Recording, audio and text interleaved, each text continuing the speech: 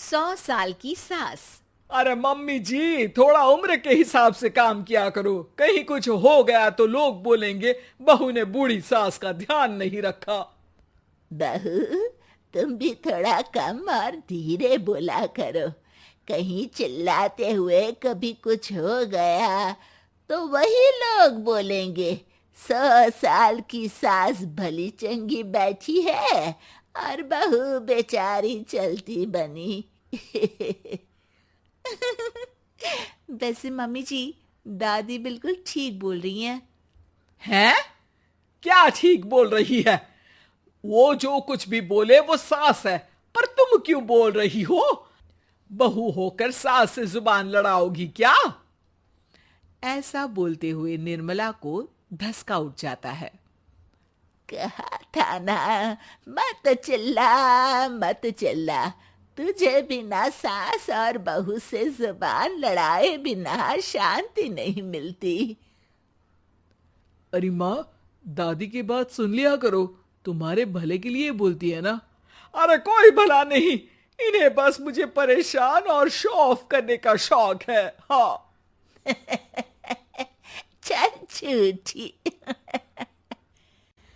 इस परिवार में 3 पीढ़ी की औरतें रहती है, जिनका हर समय कोई ना कोई अलग ड्रामा चलता ही रहता है, जिससे और किसी का पता नहीं, लेकिन सूरज बहुत परेशान रहता है।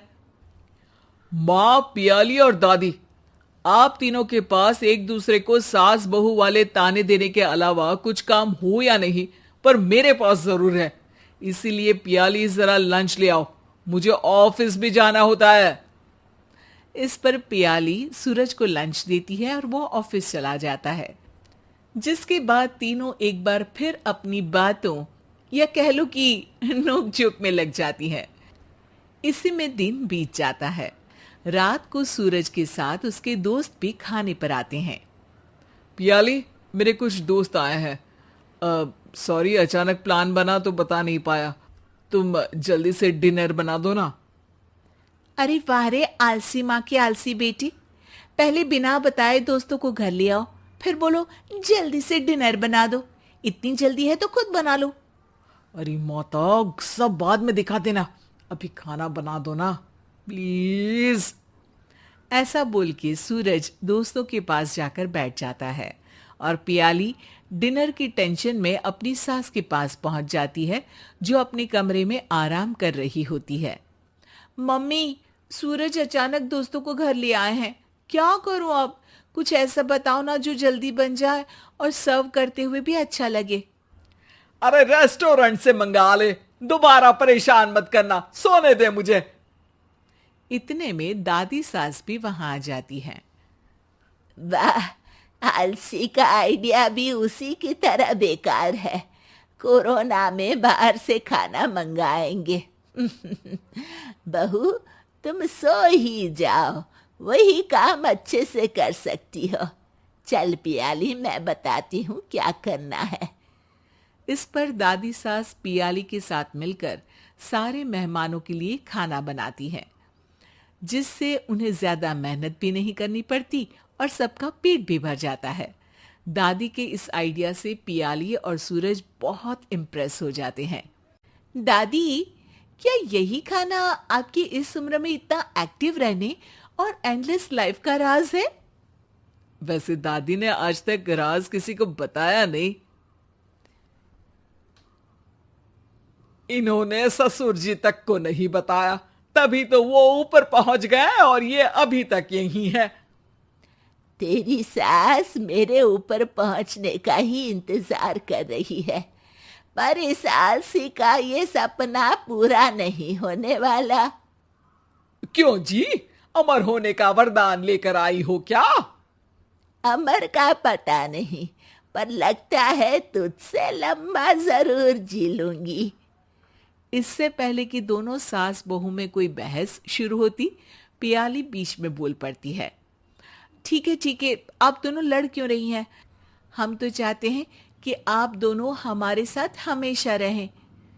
पियाली की बातों पर दोनों शांत हो जाते हैं और उनकी लाइफ पहले जैसे चलने लगती है, जहां दादी सुबह जल्दी उठकर कुछ न कुछ काम करते हुए पूरा दिन बिताती है, तो वहीं निर्मला और पियाली लेट उठने से लेकर धीरे धीरे आलस में काम करना और जब मर्जी सो जाने से अपना दिन बिताती हैं। एक दिन निर्मला की सहेली उनके घर आती है। अरे क्यों रे निर्मला, कैसे चल रही है जिंदगी? सब बढ़िया, बस ये बुढ़िया ऊपर जाए तो ज्यादा अच्छा होगा। अरे ऐसा क्यों बोलती हो? तुम्हें तो उनसे सीखना चाहिए, वो बहुत फुर्तीली हैं। मैं उन्हें रोज मॉर्निंग वॉक करते हुए देखती हूँ, और वहीं तुम और तुम्हारी बहू है जिन्होंने शायद सुबह का सूरज आज तक देखा ही नहीं होगा। सहेली की बात सुनते ही निर्मला भड़क कर चिल्लाते हुए पियाली और अपनी सास को वहां बुलाती है, जिनके साथ सूरज भी वहां आ जाता है और ये सब देख सहेली वहां से चली जाती है। अरे सासू माँ, आपको हमसे क्या दिक्कत है? अब तो मेरी सहेलियां भी आपकी वजह से मुझे ताने देने लगी है। मम्मी जी, कुछ तो लोग कहेंगे, लोगों का काम है कहना, आप इग्नोर करो ना। अच्छा वैसे महारानी, वो तुम्हें भी वही सब बोल रही थी? है? मैंने क्या किया? अरे किलस क्यों रही हो? अब तो समझो और अपना लाइफस्टाइल सुधारो। ओ मोरी मैया, अब हमारा लाइफस्टाइल भी खराब हो गया क्या? आपका तो हाई फाई है ना, बस उतना ही ठीक है। तुम लोग हमेशा पूछते हो ना कि मेरी इस उम्र और अभी भी इतने एक्टिव रहने का राज क्या है, तो वो ये लाइफ स्टाइल ही है जिसे हाई फाई नहीं पर सिंपल कहते हैं। दादी, अब कहना क्या चाहती हो? यही कि मैंने अपनी जिंदगी में बहुत किताबें पढ़ी हैं, जिनमें एक किताब से मुझे ये समझ में आया कि हम कितने गलत तरीके से जिंदगी जीते हैं।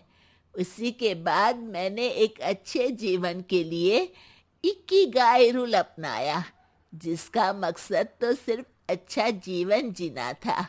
इतना लंबा कैसे जी गई मुझे खुद अचंभा होता है। ओह, तो मतलब आप मुझे परेशान नहीं करती थी? वो तो आप करती हैं। वैसे ये इकिगाई क्या है? थोड़ी रिसर्च खुद भी कर लो आलसियों, सब मैं ही बता दूं क्या?